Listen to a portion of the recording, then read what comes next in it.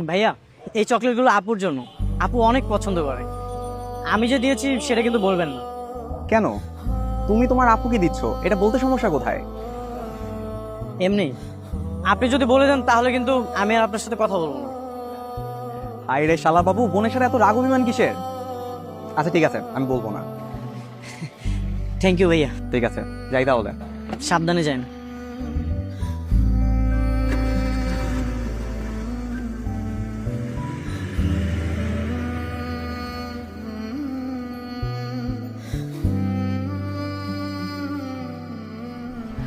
ইরা, তোমার কি জ্বর কমেছে? হ্যাঁ।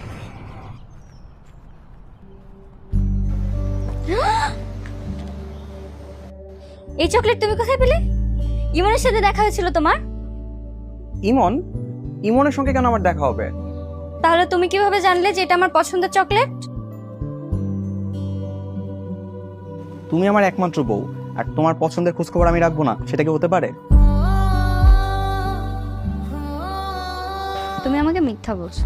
আরে, তোমার যদি আমাকে বিশ্বাস না হয় তুমি ইমনকে ফোন দিয়ে জিজ্ঞাসা করো। আর আমি ফ্রেশ হয়ে আসি। হ্যাঁ,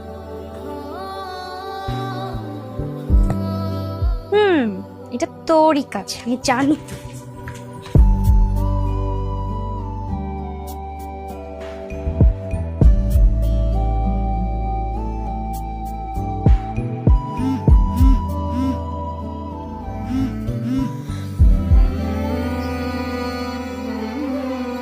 এখনো আমার উপর রাগ করে আছে, কিন্তু আবার ঠিকই চকলেট পাঠিয়েছে। লেজ কাটা শয়তান।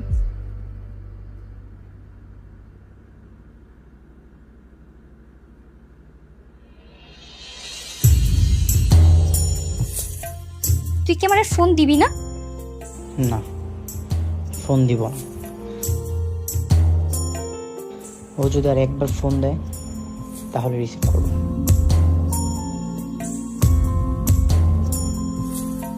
এত উত্তেজিত না হয়ে মাথা ঠান্ডা করে একটা সমাধান বের কর। কেন মা? আমি কেন মাথা ঠান্ডা রাখবো? রাস্তাঘাটে বখাটেরা আমার বোনকে ডিস্টার্ব করবো, আমি মাথা ঠান্ডা রাখবো?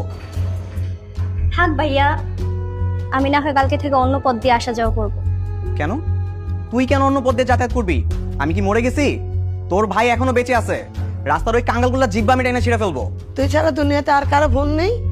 আর কারো ভাই তোর মতো পাগলামি করে? তুই কি বলে তুই এটা?